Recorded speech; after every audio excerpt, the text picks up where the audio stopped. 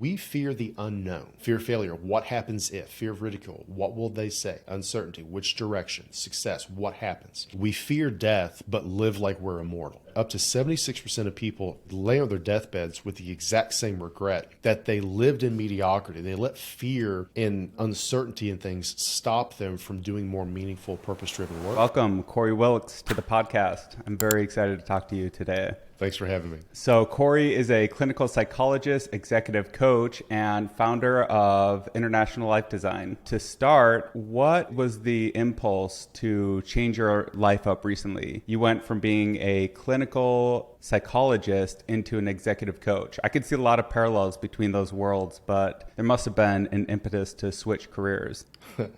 Yeah, so it wasn't totally voluntary initially. Long story short, so a lot of my, when I was a therapist, I mostly worked in integrated primary care, which just means I worked at like a medical clinic. And I did a lot of addiction treatment, right? So like heroin, meth, all these other things. And toward the end of 2020, I had negotiated a remote position, right? Because this is like peak COVID, all that other shit. And I was about 2 or 3 months into the new contract, and it was going really well. I could work in pajamas. Patients didn't have to go to the clinic. A lot of them had a lot of like health issues. So they were excited to not have to like drive to the clinic and like sit in the waiting room, all that other stuff. And around October, November 2020, I got an email that said, "Hey, you are fired because we are moving away from a telehealth model," right? We're trying to get everybody back into the clinics, no more remote telehealth.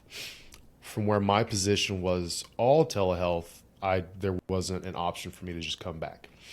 And the way therapy licensure works, it's super backward. I can be anywhere in the world.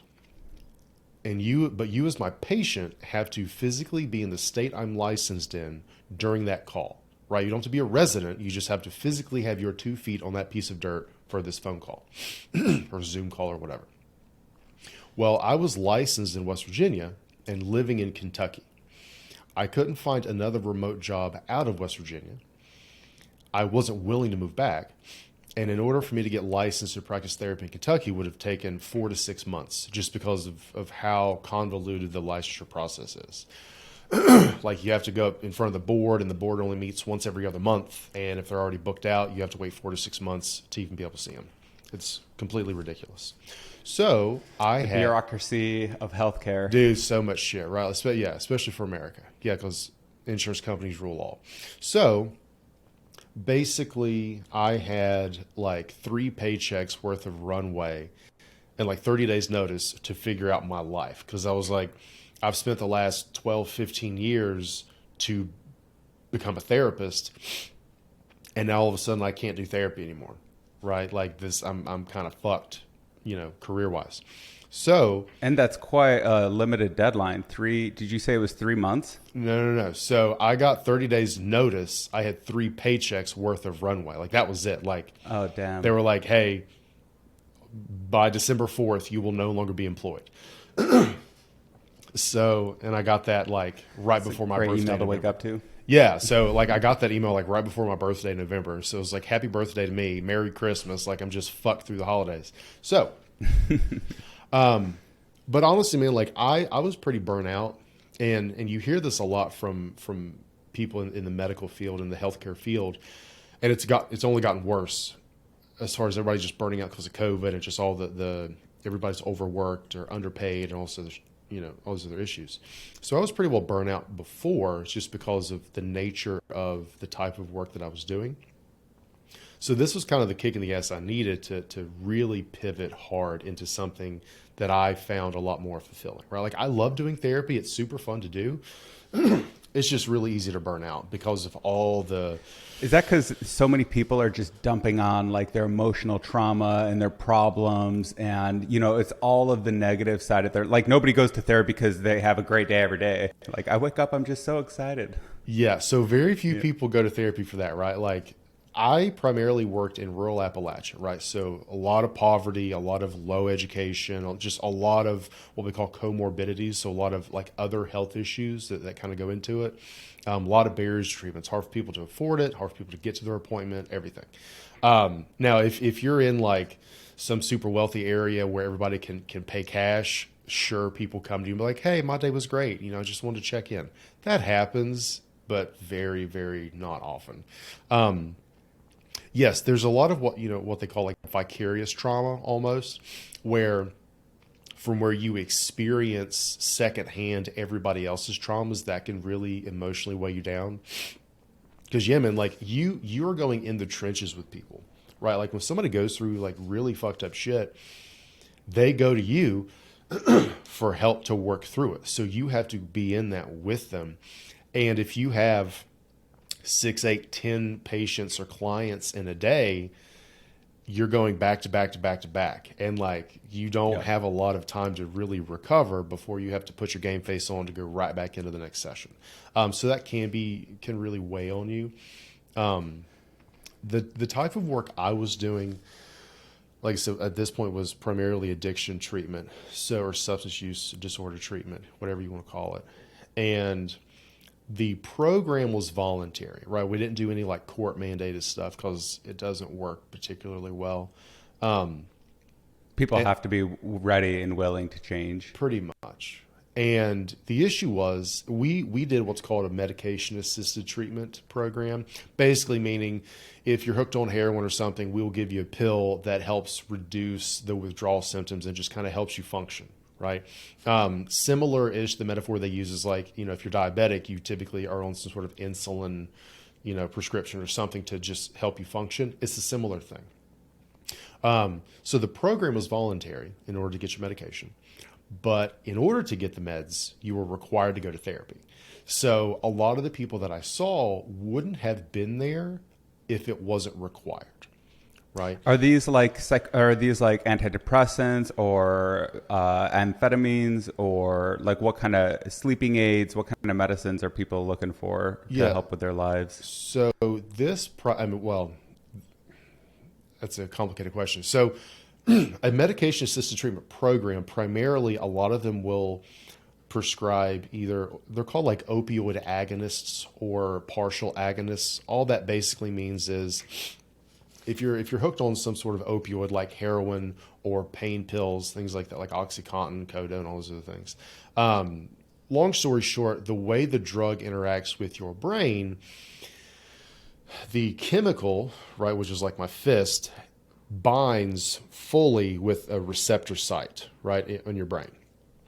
So that's a full agonist fully binds, okay?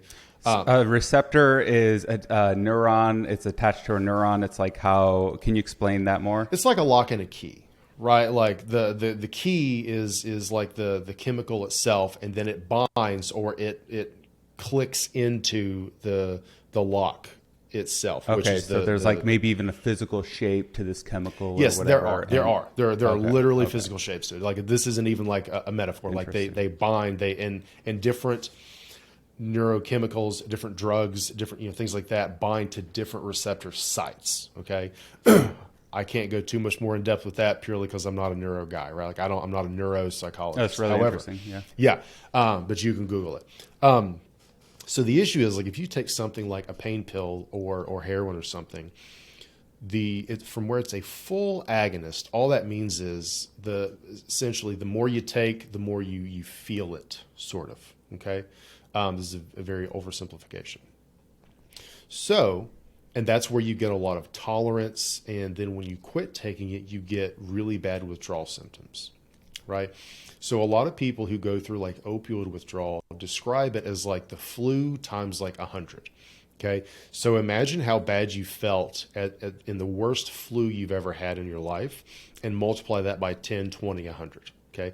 That's what a lot of people who are addicted to opioids and things, that's how a lot of them wake up, right? Because you go to sleep and then over the course of the night, you metabolize it. So you wake up in withdrawal.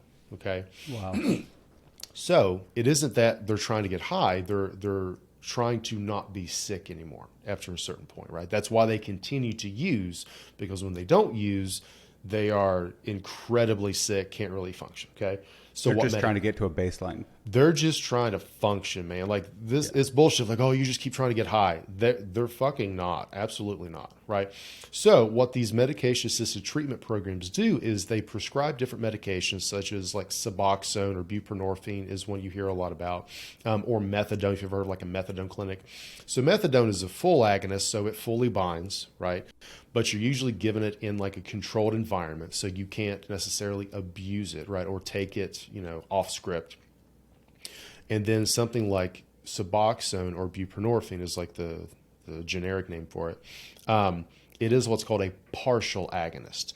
So what that does is that it halfway binds to that receptor site, but not fully. And really all that really does is it keeps you from, like, whether you take like 16 milligrams or 30 milligrams, you hit a ceiling after around 16 or 18. So the more you take, you don't feel it anymore necessarily, right? So you can function on a lower dose. And all it really does is it helps you avoid going into withdrawal. So it activates that site enough to keep you from going into withdrawal, but not enough necessarily to where you can get like a euphoric effect from it. Okay. And again, this is a very vastly oversimplified version of all this, but that's what I did. Right. And that is the function a lot of these treatment programs do. And there are a lot of other, abstinence only, that's a separate, model. There are a lot of different, recovery models, right? This is just specifically the kind that I worked in.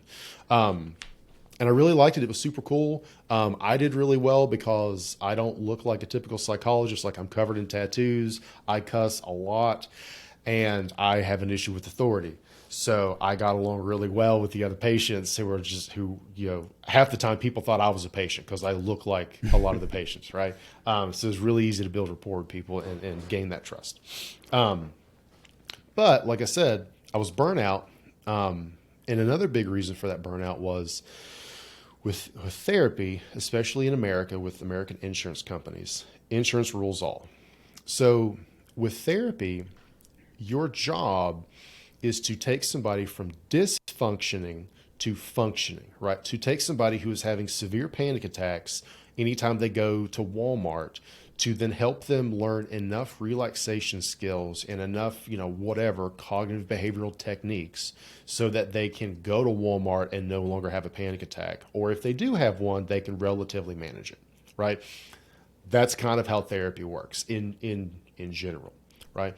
So all I was ever allowed to do was to help people function, because as soon as they were considered what's called subclinical, which just means you don't warrant a diagnosis anymore. Right. So you may still be like kind of sad or kind of, just lethargic, but because you no longer warrant a diagnosis of major depressive disorder, single episode mild, or some bullshit like that, insurance is like, nah, you're good. Fuck you. We're not going to pay for you to go to therapy anymore. Right. So.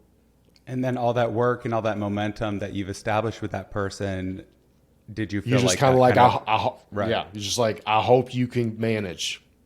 Bye. Right. Like it's super shitty. Now, like, obviously, like, I could lie to insurance companies and commit like insurance fraud and be like, yeah, no, sure, they still have this diagnosis, right? But then I'm risking getting sued and in prison and shit. So if you're ethical, you don't, and then you lose, right? So now your ethics and your morals are in conflict, because morally this person needs more help, and I want to help them, but ethically, legally, I'm not allowed to, right? And it also creates an interesting conflict where a lot of times you see people go to the same therapist for 10 years. Like, okay, well, if you've had this problem for 10 years, whatever you've been doing isn't the solution. And it makes you wonder, maybe some therapists or psychologists or whatever are incentivized to not like graduate people out of their program or whatever. I don't know. I mean, it's really scary when you create financial incentives with healthcare. But yeah, I was primarily trained in it's called CBT, or cognitive behavioral therapy. It is like the gold standard of therapy, right? And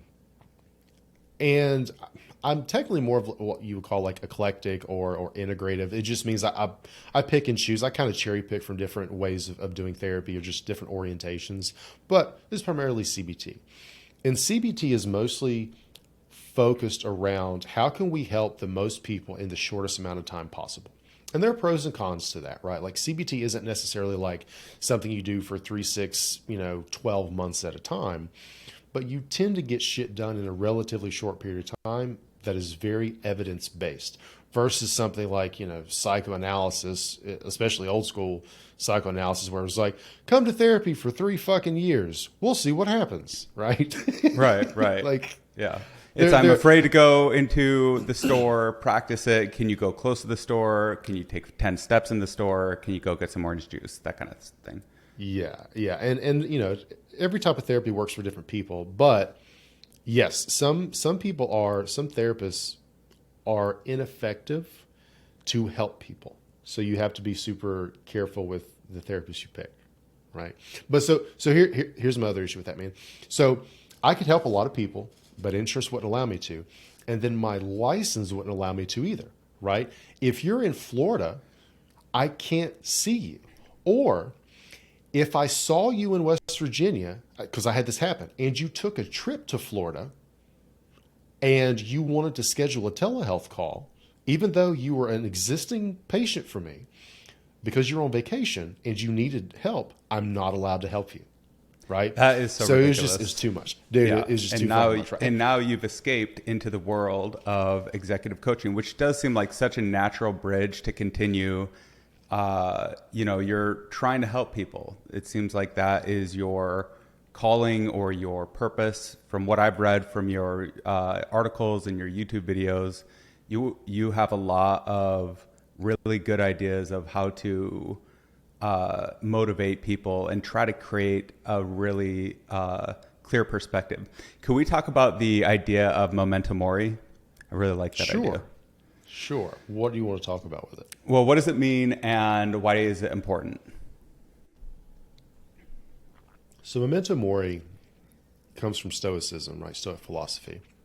And basically just means remember death or remember you will die, right? And it isn't meant to be like depressing or anything.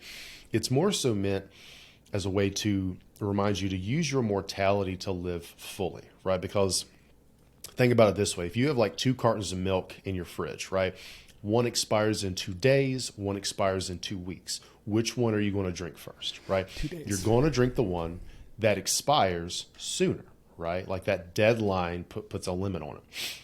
Because you recognize that after that 2 days are up, that milk is expired along with any, quote unquote, potential it may have had.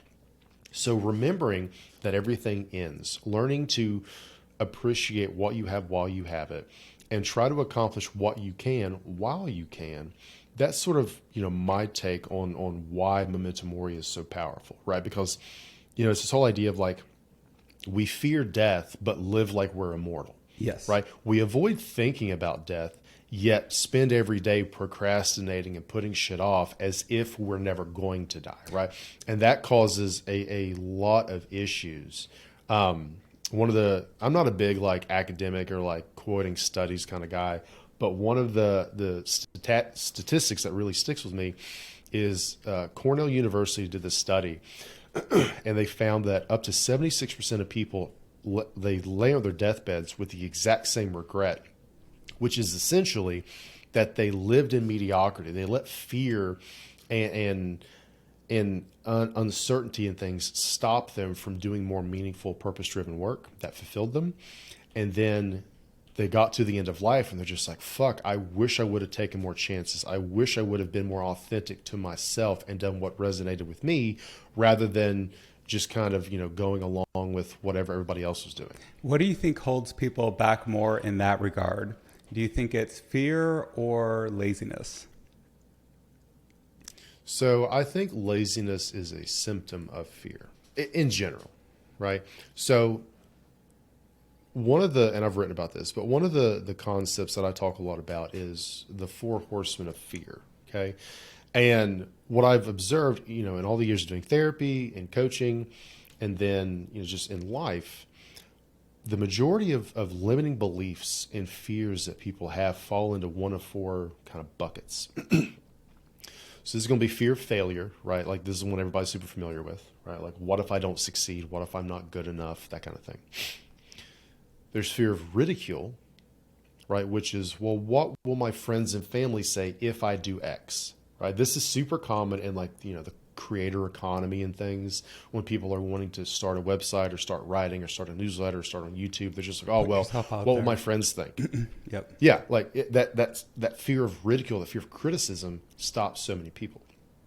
There's fear of uncertainty, which is, I don't know which direction to go. Right. So like in with writing, like, oh, well, which editing software should I use? Which word processor should I use? Right? Should I use Grammarly or Hemingway or Scrivener or whatever? Right? With YouTube, what microphone do I need? What about all the cameras? What about all the lenses and shit?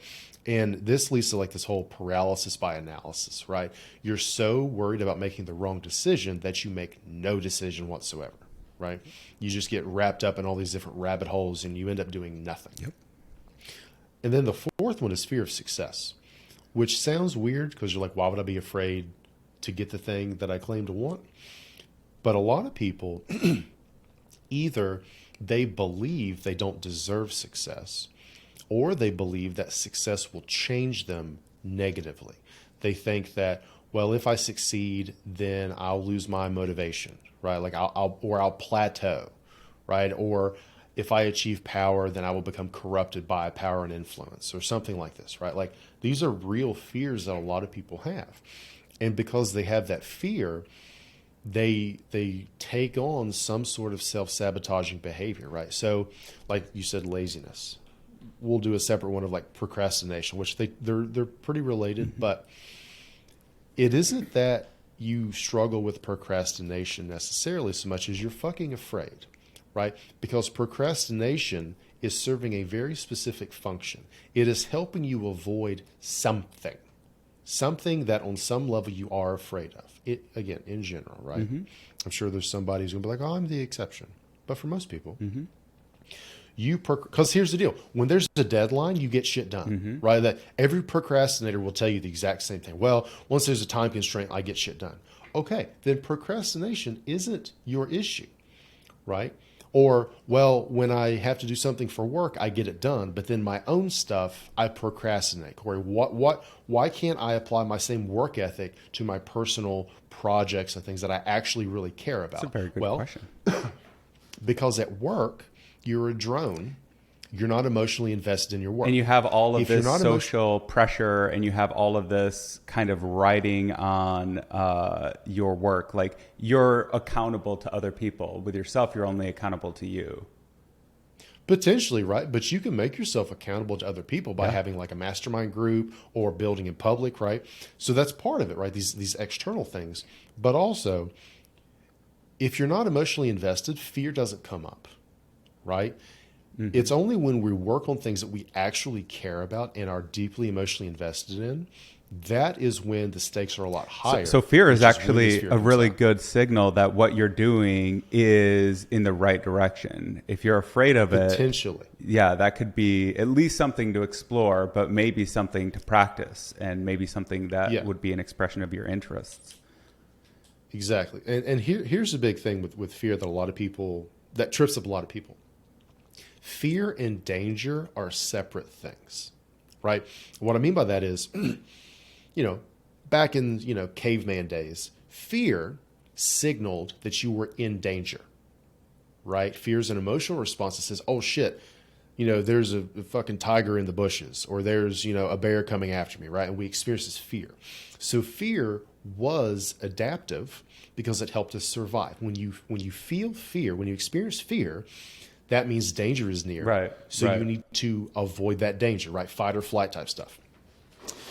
But in modern society, we are rarely actually in danger, right? So, a classic example, like fear of flying. I fucking hate flying, okay? But then you have all these statistics where like, well, but flying is way safer than driving, and, you're completely safe, and here's how physics works and all this other shit, right? So even though like I experience fear, that doesn't mean I'm in danger, right?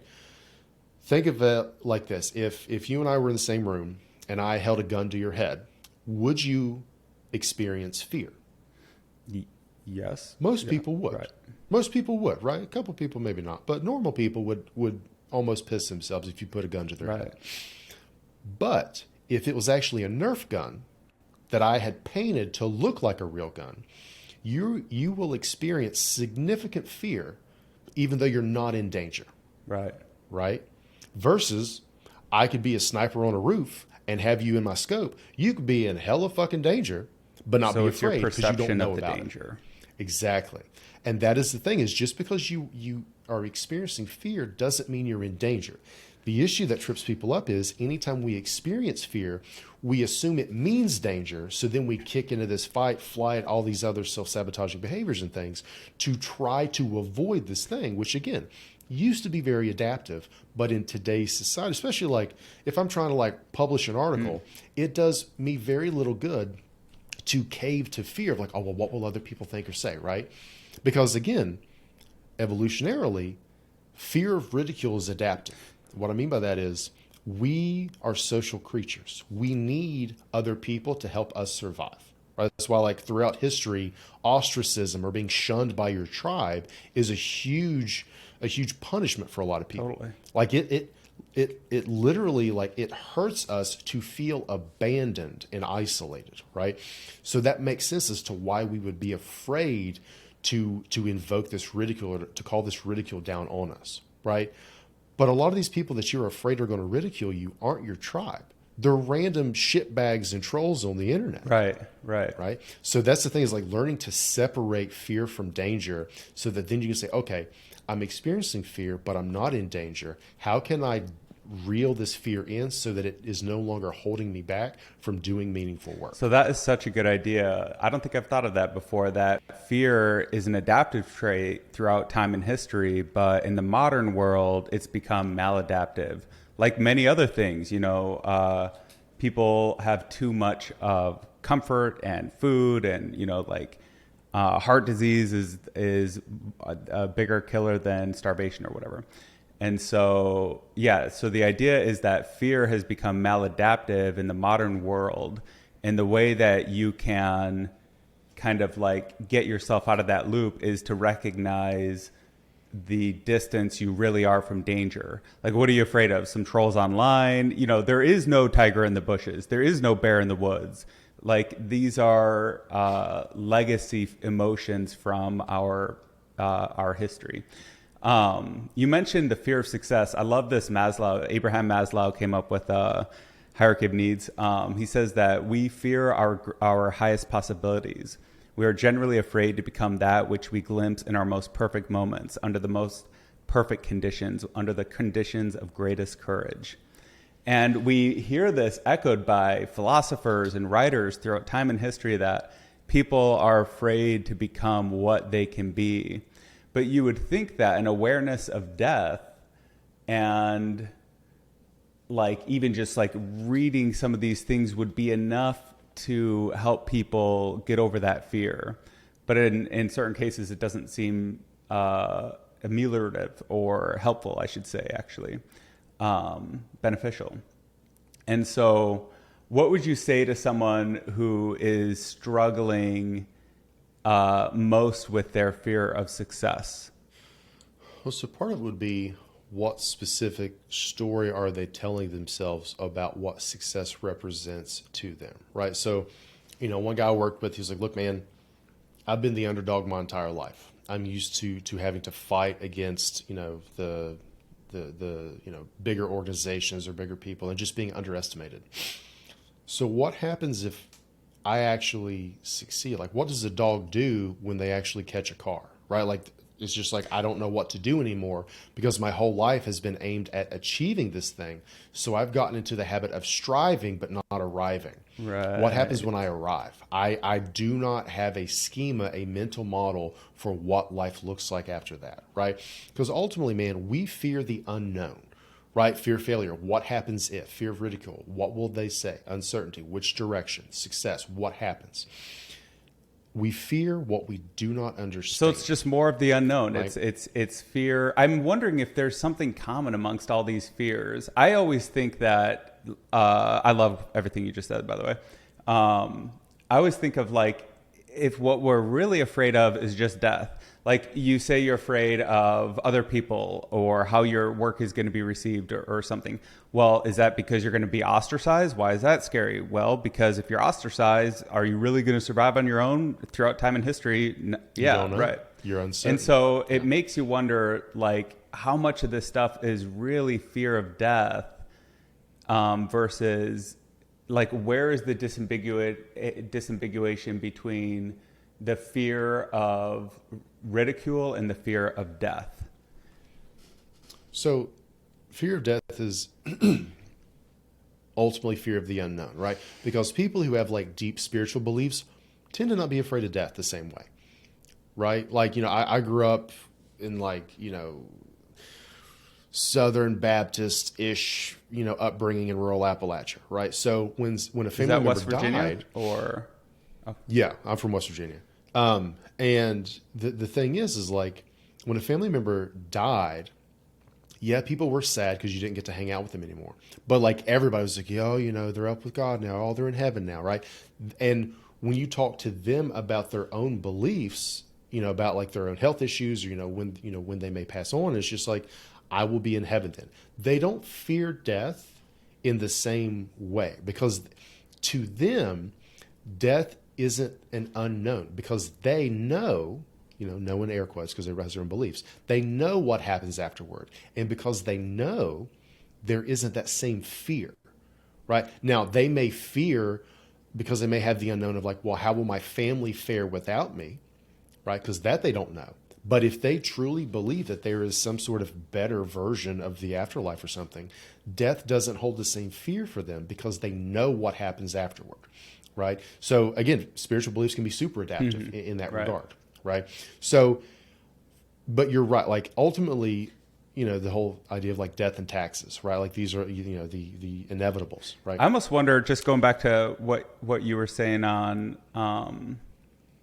that, like what is the real driver for fear?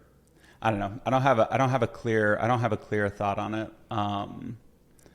But going back to what you're working on now. So you're the founder of Intentional Life Design, and let's say that somebody has conquered their fears enough to like create a goal. I want to run a marathon or start a business or do whatever.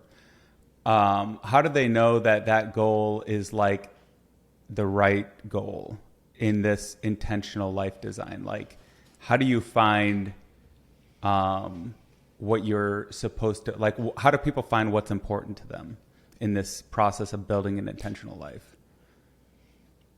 Yeah. So first off, let me define, how I see an intentional life, right? Maslow would have called it self-actualization. You can call it, fulfillment. You can, all these other terms that you hear a lot. When I was coming up with things, a lot of fake gurus and snake oil salesmen try to promise you the world and you'll have a fulfilling life, in these 3 easy steps or something. So I just try to distance myself and kind of put my own take on it, which is an intentional life, right? Like how can you be more intentional with how you live, work, and create, to do things with purpose, with intention, right? So I actually wouldn't start with overcoming your fears or your limiting beliefs first, okay? Because here's the framework that I've kind of come up with. And I did this, I do this with one-on-one coaching clients, and then now I've developed it into like a live course, so that way everybody can kind of go through like as a cohort. So you have a lot of like peer support. Is that on CoreyWilks.com or where do people find that course? At CoreyWilksPsyD.com. Like I'm Corey Wilks PsyD Gotcha. everywhere. My doctorate is a PsyD. Oh, I'm sorry. I should have introduced you as a doctor. Twitter website. My bad. That's okay. Nobody does because I don't talk about myself. It's like, hey, I'm Dr. Corey Wilks. That's a legit credential. It's okay. For real. Yeah. That's the thing. Like, nobody knows what the fuck a PsyD is, but like, no, like I'm a doctor. Cool. But so the way the process that I've kind of distilled like my 15 years of psychological, experience into we start by identifying what is your core value. Okay. And I start with this because you need a North Star pretty much, right? And I'm not a huge fan of like, here's, my value in these 8 different domains of life. So here's my value for fitness and for spirituality and family. Like, that's just a lot of shit to keep track of. Or here are 12 company principles. Nobody fucking reads that. Like, I'm not a fan, right? I would much rather distill everything down into a core value, and then you can see how it kind of spreads from there, right? Of like how this, what this looks like in these different domains of life. But at the core, there's probably a singular value, right? So for example, my core value is freedom. Okay. And I'll get to that more here in a second. So once we identify your core value, and an intentional life is a life that is fully aligned with your core value, right? So for me, an intentional life is where everything fully aligns with freedom in all its iterations. Okay. Freedom to travel, freedom to dress how I want, speak how I want, write what I want, whatever. Once we identify that, we say, okay, what are goals that will act as stepping stones to progressively get you closer to this intentional life? Okay, because every goal or opportunity has the potential to get you one step closer to or further away from a life aligned with your core value, right? So for example, shortly after I lost my therapy job and had started coaching, because I went through a bunch of like coaching training to become like an official executive coach and shit. I didn't just randomly start calling myself a coach. Shortly after I started coaching, I started getting therapy job offers, right? And one of them was like a 6-figure therapy job offer, like more than I made at my old job by a little bit. And they were like, hey, we'll pay you 6 figures. Just work for us 40, 60 hours a week. Fuck with all this bureaucratic red tape. Dress this way, speak this way. Here's how to do paperwork. And I was just like, nah. Wait, sorry. Right? Were they saying that you didn't have to worry about the corporate bureaucracy or... Okay. No, I did. Gotcha. I did. They were like, we will pay you 6 figures, but you have to jump through all these things. To the system. And I just wasn't down for it. Yeah.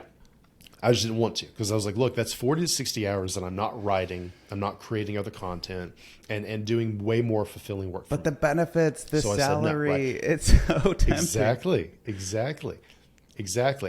But that got me further away from a life aligned with my core value. Right now, the caveat to this, which I'm sure some people are going to pick up on, is like, I didn't have a chronic medical condition or children to support. Right. If I had type 1 diabetes or had like 3 kids or some shit, I would not have had the leeway that I had to like live on rice and beans for a minute. Right. Because like if you have like type 1 diabetes, you straight up have to have fucking health insurance. Right. Like I was able to get by with, being in the middle for a minute. So take everything with a grain of salt for yourself. I would like to talk about, let's circle back to that after you finish this idea, because I would like to talk about what people in that situation, maybe they can do some steps, but. They can, right? It's just, you may not be able to do as much as soon, right? But 100%. There's something they can do. There's something. Exactly. So there's core value, then there's goals. And now we say, okay, you know where you want to go, how you're going to get there, and why you want to go there. So the next question is, what could get in your way? Right? Because inevitably something is going to come up, right? So now we're going to learn how to identify and anticipate obstacles that could come up, right? Something as simple as, oh, well, I want to lose weight. I want to, however you define losing weight. Cool. What could get in your way? Well, I eat to cope, right? Like anytime I get stressed, I tend to eat Haagen-Dazs because it makes me feel a little bit better and helps me feel in control of something, right? That's a huge fucking obstacle. Yeah, that's a huge fucking obstacle, right? So then we list out all the shit, all the potholes and shit that could get in your way. And then we say, okay, what strengths and resources do you currently have at your disposal that you could leverage to overcome or navigate around? What are some examples of those? Right? Yeah. So in that, so again, let's say emotional eating is an obstacle for you to lose weight. Okay, cool. What the fuck else can you do to overcome that, right? Like, are there other ways for you to work on your stress management, right? Are there ways for you to find healthy alternatives that still satisfy a sweet tooth, right? Are there accountability groups or people that you can hang out with where their default behavior is your desired and behavior, what's right? and what's like the root? Maybe you're sleeping 5 hours a night. Maybe there's some external stressor that if you were able to figure out what is the root that is causing that emotional thing, then you can heal it that way as well. Correct. There are tons of different strategies to overcome those obstacles, right? And that's where the leverage kind of comes in, right? Or let's say, oh, I really want to, start writing online because that could position me to be an authority in my niche, and then I could quit my job. Cool. So, starting to write online and putting out content, these are goals, right? What could get in your way? Well, fear of ridicule, right? Fear of what other people are going to say or think about me. Cool. What strengths and resources can you leverage to overcome that? Well, I know a couple other writers, I can create a mastermind, just, low key, check in every couple of weeks with them. That can be really good. I can join this writing community. I can do this. I can do that, right? Like I can establish where my goal is. I'm super disciplined. So my goal every week is to write 1,000 words for the week and then publish that regardless of how good it is, because I'm just trying to get into the consistent habit of doing it. And then over time, my quality will improve. My kids will get better, and I will care less and less about judgment from others because I'm going to build up this audience of people where my work resonates with them. I may be getting that good feedback. I know that I'm doing good work, and kind of I think fuck that's all such the a helpful trolls, idea, right? by the way, to focus on the practice of things rather than the actual outcome. Because if you can make the practice your actual goal, my goal isn't to learn to play the song on the piano. My goal is to improve my practice session while playing piano. And I think that you have to have like different goals or whatever, but if you can put your focus and attention on the practice of things, it makes you less attached to the outcome. And so you're less like, oh, I didn't like learn that in time or perform that in time or whatever. You're like, I'm just trying to get better every day. That's what I'm trying to do. And I do that by focusing on them. Oh, dude, I tweeted about that the other day. Was like process-oriented goals versus outcome-focused goals, right? So like you control the process, you don't control the outcome, right? So don't say like, oh, I want to lose weight. Say I'm going to eat whole foods every day, right? Totally. Like you control that process. You do not control whether or not you lose weight. You literally fucking don't unless you chop off a limb, right? Because you can have 100 different reasons as to why you can't lose weight at the same pace as somebody else. But you do control the process. You control exercising and eating and all this other shit, right? But those outcome focused things can be a good metric to gauge how effective your process is, right? Of like, totally. So I'm going to eat whole foods every day, and a metric that I'm going to use to gauge the effectiveness of that is if I'm losing weight. Well, if you're eating all whole foods, but you're not losing weight, well, then now you need to reevaluate your process. Maybe you are eating whole foods, but your macros are fucked up, right? Or you're just eating way too much, or you need to maybe supplement that with exercise, right? And then that's how both of those process-oriented and outcome-focused can. So you focus on the practice. Right? But yeah, that's just as a practical tip, you focus on the practice, and then you measure the efficacy of the practice by the outcomes it's able to generate. Exactly, right? Like, I focus on, so I've been doing like a little bit of Olympic lifting lately, right? So I suck at it because Olympic lifting is a whole different thing. But I'll do like muscle snatches and shit, right? And my form sucks, but I can gauge how well my form is improving based on how much I can lift, right? My goal isn't to lift more, although what are the Olympic lifts, by the way? My goal is, it's like the snatch. The snatch is you're starting with a deadlift on the ground, and then you're lifting it into the air and pushing it over your head, or what is the snatch? Yes, so a snatch is like a wide grip, like super wide grip thing where like it's on the floor and then like you pick it up over your head, right? A clean is where it's on the ground and you pick it up and it's just like kind of like right here at your shoulders. Oh, right? So and cleaning is just at your shoulders. Snatching is above your head, pressed all the way up.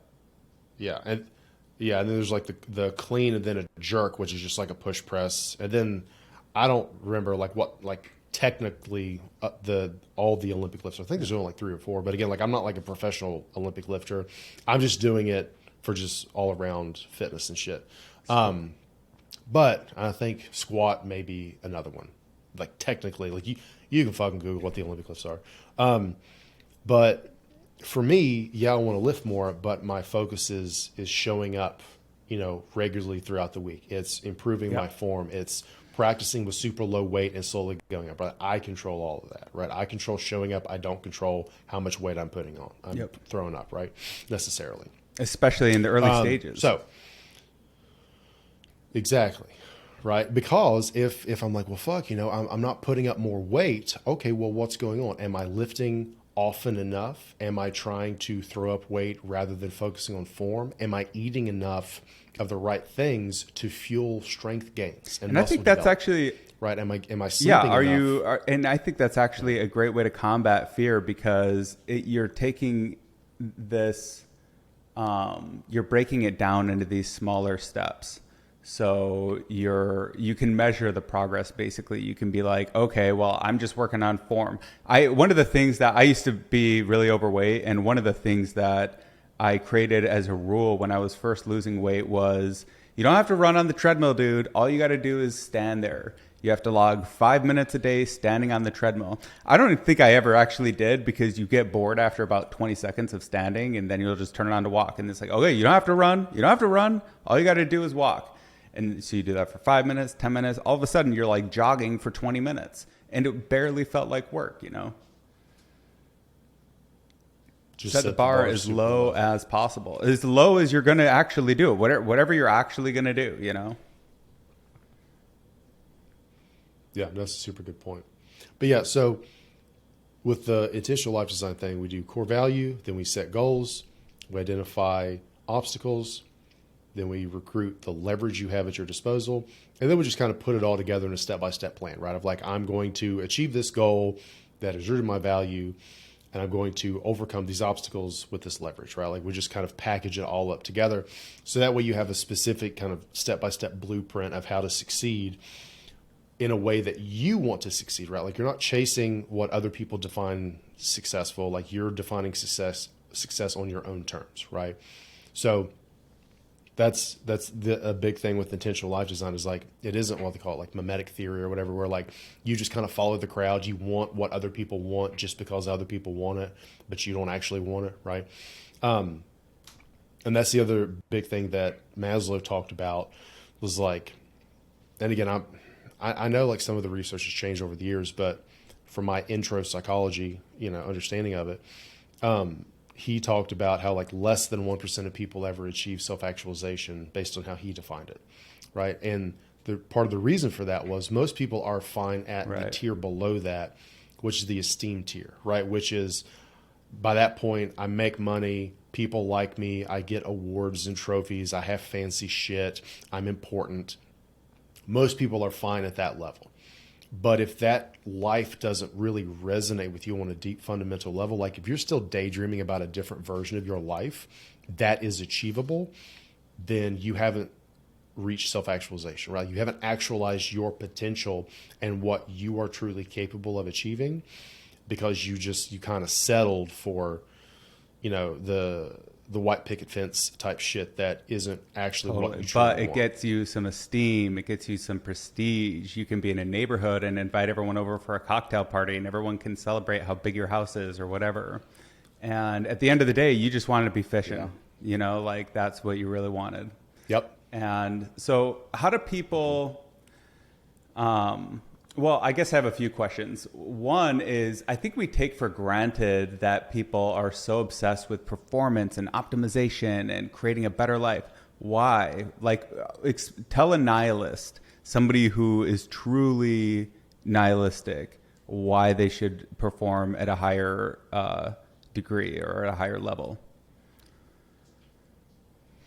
Yeah, so I'm not going to tell anybody to do shit, totally. Right? It's your fucking life. Hell yeah. You do whatever the fuck you want, right? However, for me, again, memento mori, right? Like, I have a finite amount of time, and what I have found is that when I help other people in a way that I'm uniquely positioned to help them, I get an insane degree of fulfillment and things from that, right? So, like, I write because I enjoy writing, but I also write because I know I can help other people through my writing, right? I coach because money's good. I like being able to work in my pajamas, but also I love being able to see the progress that other people are making that I played a small part in contributing to, right? So, and this is the other part of like self-actualization, fulfillment, also the shit is like, initially people always ask me like, because I talk about the core value thing and all this other shit. They're like, okay, but isn't that inherently selfish? Because you're talking about your core value. If your core value still feels selfish, then it probably isn't your core value, right? And what I mean by that is like, so again, mine is freedom. It isn't just the freedom to travel whenever I want, to dress however I want, and to speak however I want. It's also helping other people achieve their version of freedom through something like intentional life design, right? Or through a specific training or a course that I've developed or whatever else, right?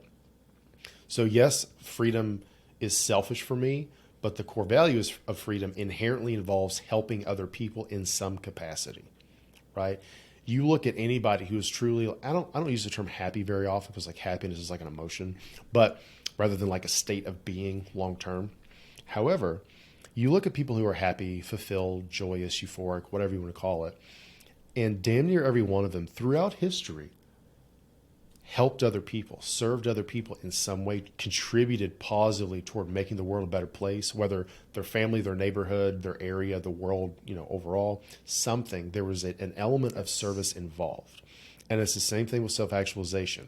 It isn't just about optimizing yourself or reaching your potential so that you can, fucking dunk a basketball or some shit. It is how are you best positioned to help other people that if you maximized your capabilities. That's such a good answer to nihilism. That's such a good answer. Right. So somebody is saying like, oh, I don't want to get out of bed in the morning. There's no point in 1,000 years. It won't matter anyway. And it's really such a selfish way to think. You should be the best, most optimized version of yourself so that you're capable of expressing all of these benefits to the rest of your community and your family and the broader species. And to hide your light under a bushel, using Christian metaphor or whatever, is to really rob the people around you of something. Well, and another thing with what most people kind of get a sour taste in their mouth when they talk about like performance and optimization is a lot of people think about it as trying to turn a human into a fucking machine, right? Of like you have to fire on all cylinders all day, every day. Totally. Humans don't work like that. Very few things actually work like that, right? Like you have to pace yourself, you have to rest, you have to recover, all this shit, right? But, and I don't often use those terms, performance and optimization so much because most people think about it as like, I have to be in peak athletic performance 24/7. No. But if you look at it more from the perspective of how can you optimize for like freedom and fulfillment, right? Like how can you build yourself, your life, your habits, the things that you do and the way that you think around feeling more like yourself, feeling more like you are actually getting the most out of life, whatever that looks like.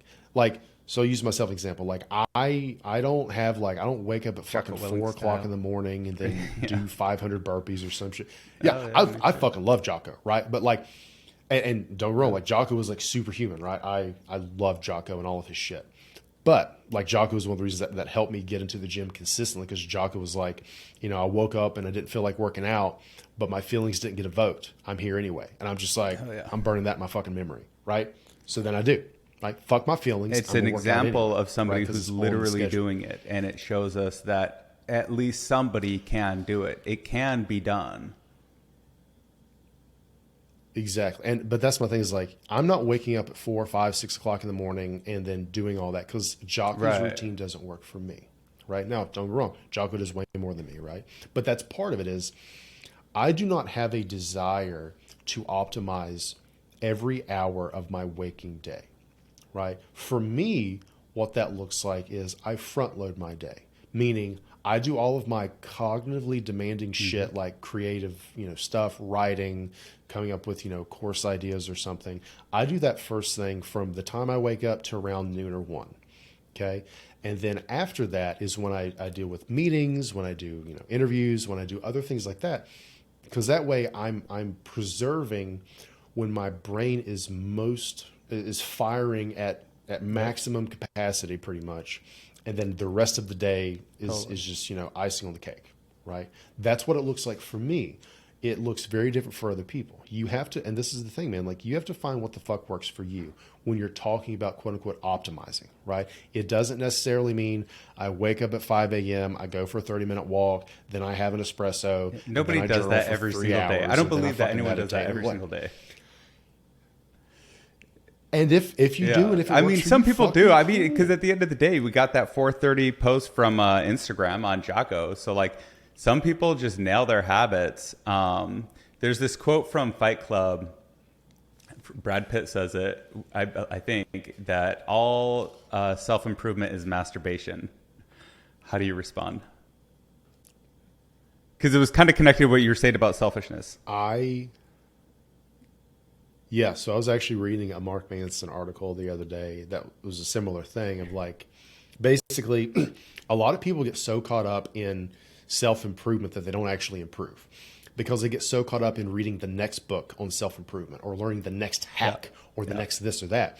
And what Mark Manson said was like, look, the fucking point of all this shit is to take what you need and throw the rest away and integrate it so much into your life that you don't think about it.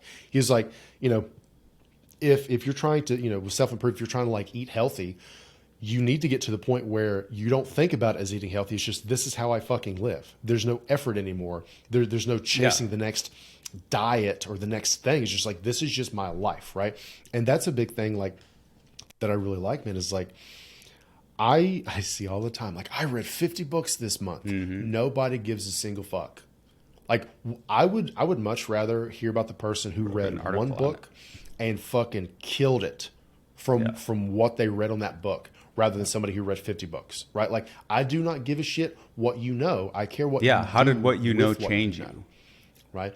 And, and this whole obsession people have with, like, speed reading. Yeah, dude. Fuck the shit out of speed reading, right? I would rather read deeply than read quickly. And don't, like, it takes me for fucking ever to read a book because, like, especially nonfiction, like, as I read it, I'm taking notes. I'm trying to synthesize. I'm coming up with article ideas, like riffing off of something I read, a passage I read or something. And then I try to deeply integrate every single thing that I learn in that book rather than just trying to have I totally agree. I think the catalog really is more about prestige. You want to be able to, like, be like, I read 100 books a year or whatever. But the most benefit is going to be, and this is why I like reading physical books actually versus audiobooks, is for the simple fact, although I do love audiobooks because it's just like a podcast, you could just have it on in the background. But with physical books, you can take your time. So when you find a passage that is really emotionally striking or intellectually exciting, you can just take notes on that, or even just have a reverie and think of it for a minute and let that thought pass through your mind a few times. And it's because you have this physical book where you could just pause reading. So super agree on that. Yeah, I think, and I see this on, because I'm more active on Twitter, like social media wise. And I see it all the time. Like, here are, 15 lessons I learned from this. And like, they do a thread like every day about some shit that they learn. And like, okay, you learned a lot and you're vomiting up all your lessons. But what the fuck are you doing with it? It's about action. Right? Like, so many people get into this. And so how do people take the action? One of the other things I like about Nietzsche that I brought into a doc that I wanted to run by you, here it is. I call an animal, a species, an individual corrupt when it loses its instincts, when it chooses, when it prefers what is harmful to it. And so his definition, I love this, his definition of a sick creature is a creature that chooses what is harmful to it. I have a dog. It's a husky. He's a 2-year-old husky. He never chooses anything that hurts him, ever. He's up way earlier than me, sitting next to the door, trying to get some sunlight. I put out his bowl of food. He never overeats once, ever. He sees a person, he just wants to run up and play. Like, he's not like, I'll smoke weed at 2 p.m. or whatever. It's like, well, you could have had an extra 5 hours of the day. Well, anyway, like, people, so do you agree with that definition of sickness?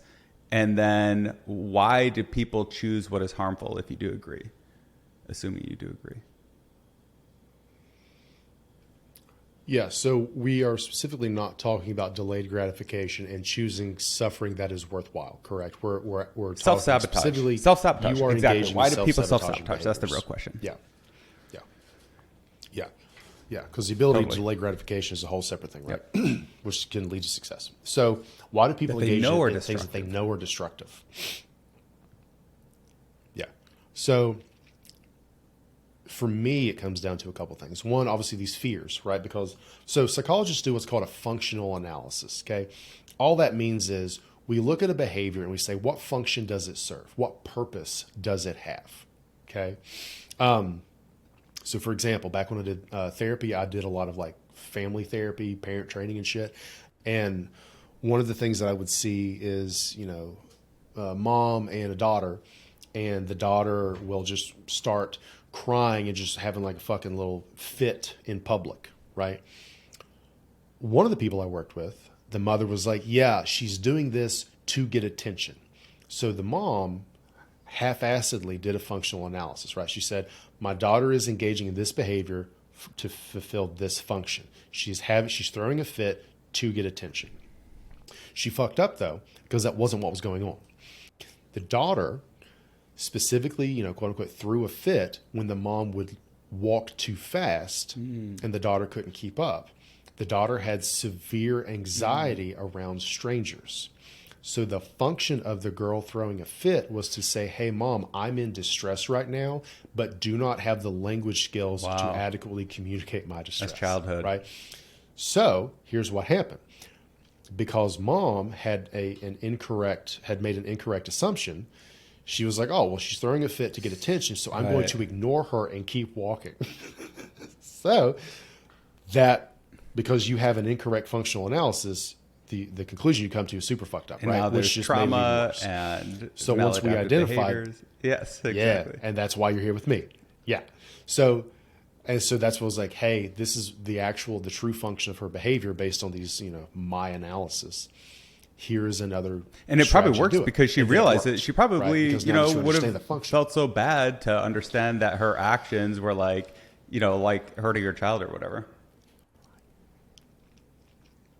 Yeah, so that's a big thing with this functional analysis is what function does this behavior serve, right? And again, if you're deeply afraid of failing, then you may procrastinate because the longer you prolong doing the thing, the longer you can avoid risking failure. And risking it So in that a may be true, one thing I see a lot. concrete, undeniable way where, like there's no fantasy. Yeah. It's just like, nope, you failed. Yeah. And that is a terrible feeling. Exactly. Or that, everybody knows that guy who's like, yeah, I could totally do that if I wanted. Yeah, I had that idea back in the day and then so-and-so stole it. Yeah. Nobody stole your fucking idea. Nobody even knows you exist. And okay, you could have done it, but you didn't. Fucking why? Nobody cares what you could have done. Nobody gives a fuck And about your potential. I've been They care thinking about about this a what you lot, do, that right? everyone now has read all the self-help books. Every idea is on YouTube. We need to understand how to make these changes, not even generally, like at the individual level. What is the how, not the what? Maybe you still need to figure out. Maybe the how comes with the why. I don't know. Well, so that's what I'm saying. I think that everyone knows what to do. You should wake up early. You should eat healthy. You should spend your day building your business and improving your relationships, blah, blah, blah. We all know. But how do people actually do it? Like The Rock is out there working out every day. I don't care what he injects his body with. That's hard work. That is difficult. I've tried to do that. It's very difficult. But he literally does it. So what is the difference? How does some people maintain that and some people don't maintain it? Yeah. So again, part of it is this fear that people that never really dive procrastination into. and Like, what am I actually afraid of? Right. And perfectionism. Yeah. So and perfectionism. I hear that all the time. Like, I'm a perfectionist. No, you're fucking not. Everybody has a high bar for quality. Everybody has high expectations for themselves on some level, right? The difference is you are using that as an excuse to never finish the thing you start, right? You're not a perfectionist. You're fucking afraid, okay? Because you can put out something and then and improve it after you put it out. You can always iterate, right? Having this iterative mindset rather than expecting perfection right out the gate, right? The other thing, other than these fears that I see trips up a lot of people, is their personal narrative, right? Your personal narrative is, the stories you tell yourself about yourself, your potential, and the world around you, right? So if you tell yourself that other people can't be trusted, the world is out to get you, or people like you can't succeed, that kind of thing, or, you're a piece of shit. Well, if you believe that, then you are going to gravitate toward behaviors or environments that reinforce that belief. Yeah, right. Right? So if you believe that you are a failure, you will, and I'm not the technical term, like you will like unconsciously or subconsciously engage in things that you will fail at, so that then you fail, which reinforces your belief that you're a failure, right? Or you will do something that you could do, but you intentionally sabotage so that you fail and then tell yourself, oh, see, I'm a failure. Nothing I do ever works out, right? So you have to be super mindful of the stories you tell yourself about yourself, because everything that you do stems from the thoughts you have, right? Because if I don't believe I'm capable, then I don't try. And then I see that I didn't achieve anything, which reinforces the fact that I'm incapable, right? But the reverse is also true. If I believe I am capable, well, now with that belief, I go out and I try. And even if I fuck up, I still tell myself that I'm capable of improving. So then I keep going, and eventually, and you're attacking it from eventually succeed on some level. It's the mindset. It's the mindset that matters. And if you're going in with a mindset that's like, I'm afraid, I'm procrastinating, this is my thing, I always wait to the whatever, then you're leaving a lot on the table. And the better mindset is to come in and just say, I have a growth mindset. Whatever I've lost is a lesson, and I am here to learn and grow and be a better version of myself. Well, even like you, right? So like, you look like you're a pretty fit dude. You said you used to be, overweight, and now you clearly don't look overweight. So think about just like your personal narrative today versus when you were overweight and probably didn't have the same habits you do now health-wise, right? Like what are the differences between the two? The differences. The difference question, in the mindset from when I was overweight. Well, I think it had a lot to do with not understanding the benefits of health. And there was certainly a lot of fear in terms of like, it's scary to go to a gym or to do things that I don't know or learn a new skill. But I think a lot of what motivated me to change was just understanding the benefits. It was almost like being drawn towards something rather than running away from something. A lot of things that trip people up, especially like with going to the gym, is like that. They tell themselves it's scary to go to the gym. No. You probably don't tell yourself that anymore.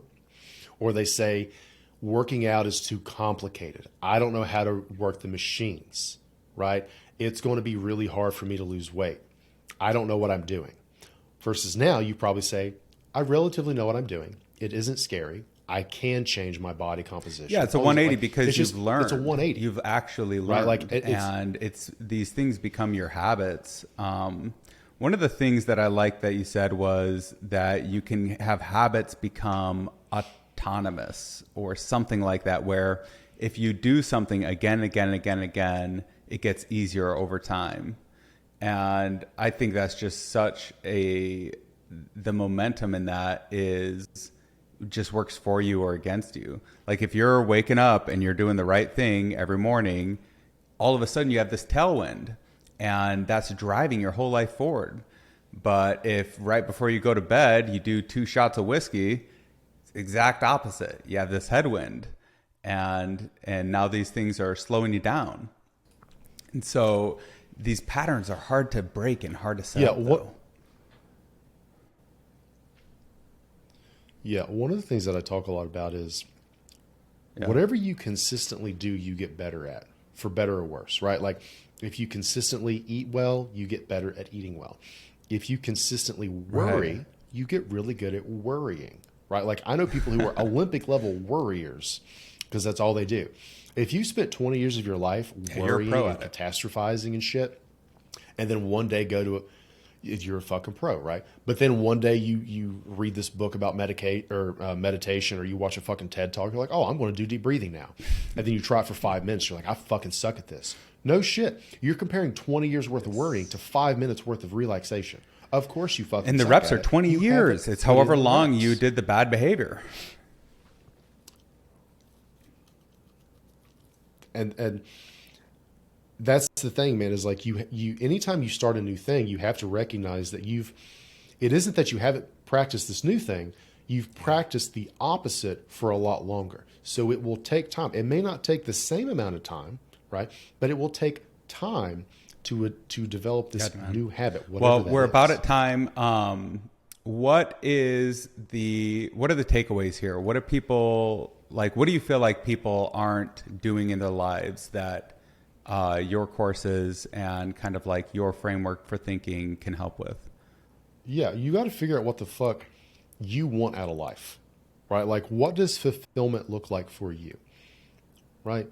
You don't have to read my shit or take my courses or, hire me as a coach. You can do what the fuck you want, right? But that is specifically what I do, is I help people get hyper clear on what they actually want, identify what's standing in their way, and develop a plan to actually make it a reality, right? I get whatever that is for you, right? But you have to get hyper clear on what you want, not what other people want, not what other people tell you should want, what the fuck you actually want from yourself in this one life that you get. I love that, man. That's one takeaway. Oh, yeah. The second is, thank you.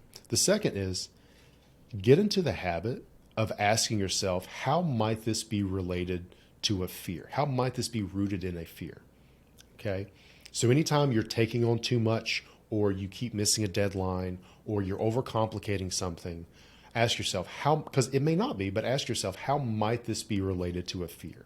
What am I afraid of? And how can I learn to push past that fear, or at least deconstruct it enough to move forward? So determine what it is That's that what I you're would really recommend. after, and then what are the fears that are holding you back from getting there. And memento is mori, is that how you say it? Memento mori? That awareness of death is memento one mori, tool. It's the one arrow in your quiver, or one tool in your tool chest to make that happen. Corey, I've loved this discussion. I feel like we could talk for hours. There's a lot more that I'd like to talk about maybe sometime in the future. But for now, everyone should go to Corey Wilks, psyd.com. And can they find you on Twitter and Instagram through that same handle? Same. Well, this was Twitter's the such a same fun thing, Corey Wilks discussion, ID. and I Yep. love talking to you. Thanks, Corey. See ya. Likewise, man. Take it easy.